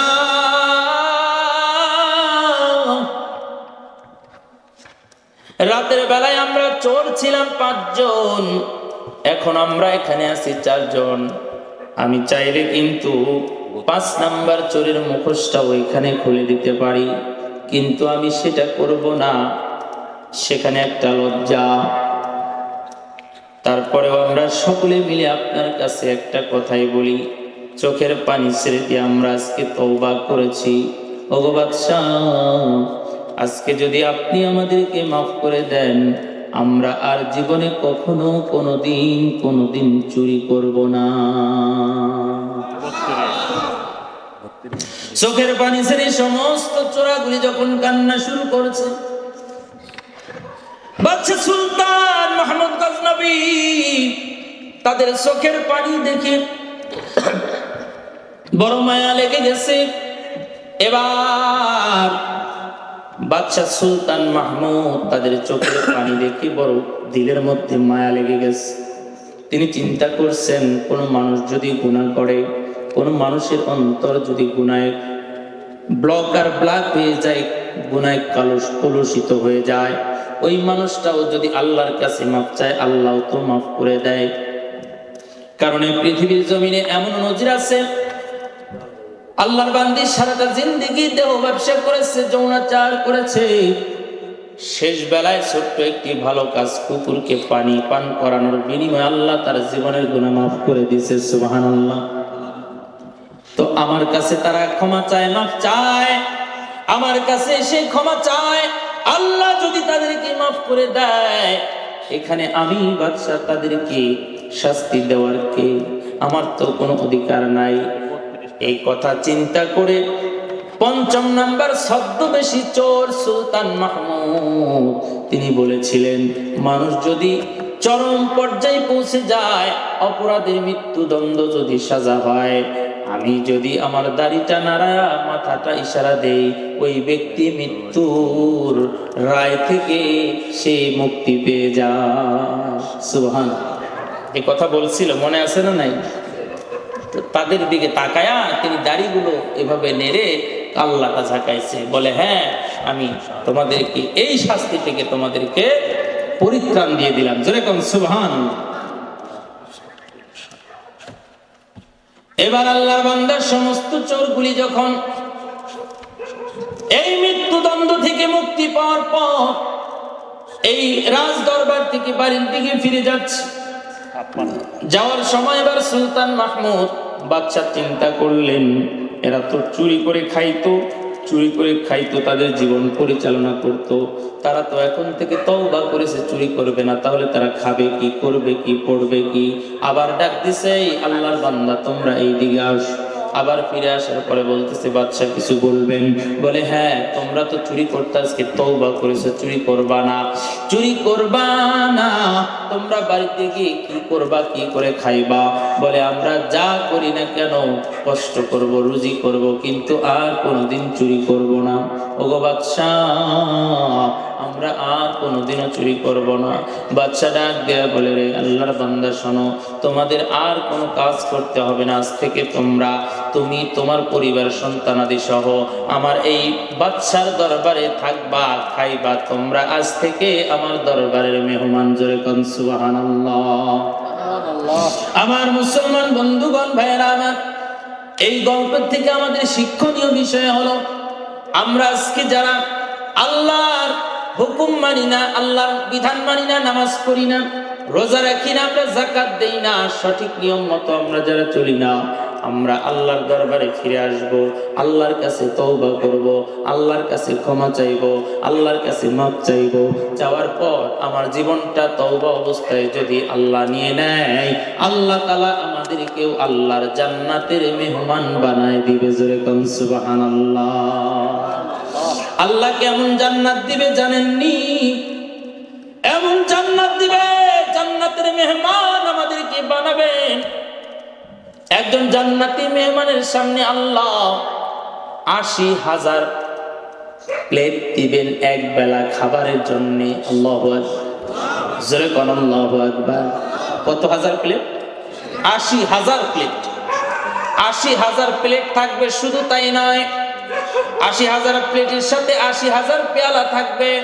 এই ৮০,০০০ পেয়ালার মধ্যে ৮০,০০০ রকমের পানি জাতীয় খানার বস্তু থাকবে। ৮০,০০০ প্লেটের মধ্যে ৮০,০০০ রকমের খানা আমার আপনার জন্য আল্লাহ ব্যবস্থা করবেন রে বন্ধু। এ বন্ধু, এই জান্নাতের মেহমানগুলি এক একজন মেহমানের জন্য আল্লাহ এই আয়োজন করবেন। আর আপনারা কি ভাবতেছেন যে একজন মানুষ এত খানা খাইতে পারবে কিনা? একজন জান্নাতি মানুষ যখন জান্নাতে যাবে, ওই আল্লাহ পাকের দেওয়া এই খানাগুলি একজন জান্নাতি মানুষ সমস্ত খানাগুলি খেয়ে ফেলবে। যেরকম সুবহানাল্লাহ।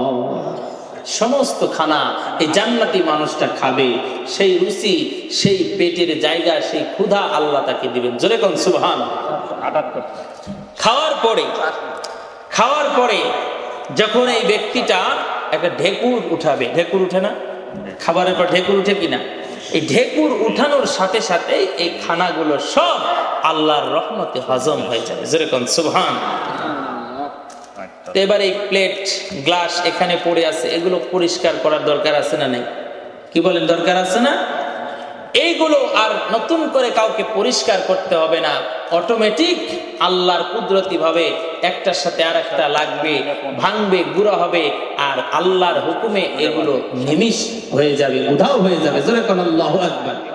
আর জোরে বলেন আল্লাহু আকবার। আমার বন্ধুগণ, গভীর মনোযোগ।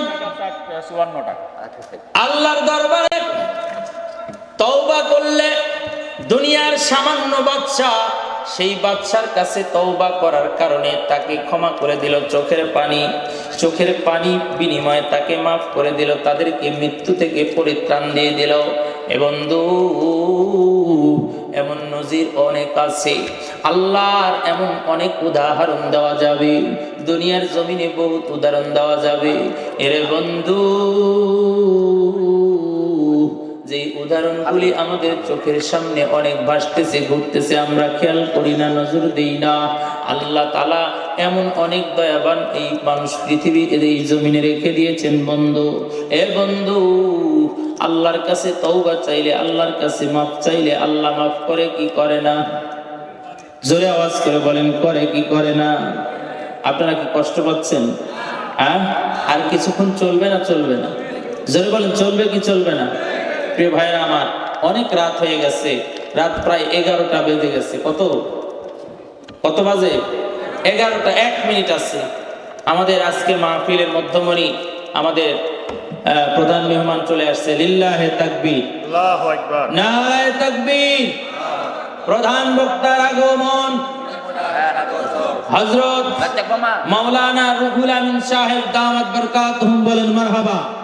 ইয়ারপুরবাসীর পক্ষ থেকে লাল গোলাপ বলেন, ইয়ারপুরবাসীর পক্ষ থেকে লিল্লাহে তাকবীর, নারায়ে তাকবীর। আলহামদুলিল্লাহ, আমাদের প্রধান মেহমান চলে আসছে। আলোচনা আর খুব দীর্ঘায়িত করা যাবে না, কি বলেন, ঠিক না ঠিক? প্রিয় ভাইরা আমার, তো বলছিলাম যে আল্লাহ তাআলার কাছে যদি কোনো মানুষ তওবা করে ফিরে আসে, আল্লাহর কাছে মাফ চায়, আল্লাহ ওই মানুষকে ক্ষমা করে দেয়। কথা বলেন, ঠিক না ঠিক? দুনিয়ার সাধারণ বাদশার কাছে নিজের পাপের কারণে অনুতপ্ত হয়ে যদি ক্ষমা চাওয়ার কারণে ক্ষমা করতে পারে, তো সেই বাদশার বাদশা হলেন আমার আল্লাহ। জোরে কোন ঠিক না ঠিক? আরো জোরে বলেন, ঠিক না ঠিক? সেই আল্লাহ আমাদেরকে মাফ করতে পারে কি পারে না? জোরে বলেন, পারে কি পারে না? আল্লাহর দয়া কম না বেশি মনে আছে? প্রশ্নের উত্তর শুনবেন না? কি বলেন, শুনবেন না শুনবেন না? 2 মিনিটে শেষ করে দেবো, হুজুর চলে আসছে, কথা বলা বেয়াদবি। আমার ভাইরা, আমার বন্ধুগণ, গভীর মনোযোগ দেবেন। বিশ্বনবী সরকারে দো আলম সাইয়্যিদুল কাউনাইন খাতামুন নবিয়্যিন রাসূল আকরাম সাল্লাল্লাহু আলাইহি সাল্লামের দরবারে ৩য় দিন আল্লাহর বান্দী ছোট্ট সন্তানকে কোলে নিয়ে আসলেন। তিনি বিশ্ব নবীর কাছে প্রশ্ন করলেন, ইয়া রাসূলুল্লাহ, ইয়া হাবিবাল্লাহ, নবী গো, আপনার কাছে আমার জানার বিষয়, আল্লাহর নবী, আল্লাহর চাইতে মানুষের দয়া কম। আপনি বললেন আল্লাহর দয়া অনেক বেশি, তো মানুষের দয়া কম হওয়া সত্ত্বেও একজন মা সন্তান যতই অপরাধ করুক না কেন, মায়ের সামনে কোন সন্তানকে যদি আগুন জ্বালায় আগুনের মধ্যে ফেলে দেওয়া হয়, এইটা দুনিয়ার কোন মা বাবা আমার মনে হয় সহ্য করতে পারবে না। কথা বলেন, ঠিক না ঠিক? ওগো নবীজি, ইয়া রাসূলুল্লাহ, ইয়া হাবিবাল্লাহ, নবী গো, আপনার কাছে আমার জানার বিষয় হলো, নবী গো, আল্লাহর দয়া বেশি, মায়ের দয়া কম। তাহলে মায়ের কম দয়া হওয়া সত্ত্বেও মা সন্তানকে আগুনে জ্বালাইতে পারে না, আর আল্লাহর দয়া বেশি, ওই আল্লাহ তাআলা মানুষকে কেমনে জাহান্নামের আগুনে জ্বালাবে? বিশ্ব নবী, আমার দয়ার নবী, মায়ের নবী, আল্লাহর বান্দীকে ডাক দেয়, বলে, আল্লাহর বান্দী শোনো, আল্লাহ তাআলা মানুষকে ভালোবাসে, এটাও ঠিক। মা সন্তানকে ভালোবাসে, এটাও ঠিক। আল্লাহ তাআলা মানুষকে জাহান্নামের মধ্যে ফেলবেন, এটাও সঠিক। মায়ের কাছে সন্তান যতই অপরাধ করুক না কেন, মা সন্তানকে আগুনে জ্বালাইতে পারে না, এটাও সঠিক। তবে একটা কথা আমি তোমাকে বলবো, এই প্রশ্নের উত্তর হলো এটাই, একজন মা সন্তানকে যতই ভালোবাসুক না কেন, একজন মা সন্তানকে যতই মহব্বত করুক না কেন, যতই আদর করুক না কেন, স্ত্রী তার স্বামীকে যতই মহব্বত করুক না কেন, একজন মানুষের দেহ থেকে যখন প্রাণটা বেরিয়ে যায়, মানুষ যখন মৃত্যুবরণ করে, ভিতরের হাওয়া দমটা যখন বন্ধ হয়ে যায়, এই মানুষকে যতই মা সন্তানকে যতই ভালোবাসুক না কেন, এই সন্তানকে কি আর বিছানায় লেপে কম্বলের মধ্যে রাখে নাকি? কি বলেন, রাখে? যতই মহব্বত ভালোবাসা থাক, মা কি সন্তানকে, এই মৃত সন্তানকে রাখে? রাখে না। আল্লাহর বান্দীকে বলে, ওগো মা, এই মা কিন্তু সন্তানকে যতই ভালো, গুনাহগার বদকার ওই দিন আল্লাহর কাছে হাসরের মাঠে এমন, এ কারণেই তাদেরকে এই গুনাহমুক্ত করার জন্য, পাপ মুক্ত করার জন্য, তাদের আত্মাটা যেমন পবিত্র ছিল, সে পবিত্র করার জন্য তাদেরকে আল্লাহ জাহান্নামে ফেলবেন। অসংখ্য অগণিত বছর যার যেমন পাপ, সেই পাপের পরিমাণ অনুযায়ী শাস্তি ভোগ করার পরে আল্লাহ তাআলা পরিশেষে তাদেরকে একদিন না একদিন, কোনো না কোনো সময় তাদেরকে জান্নাত দিবেন তো দিবেন।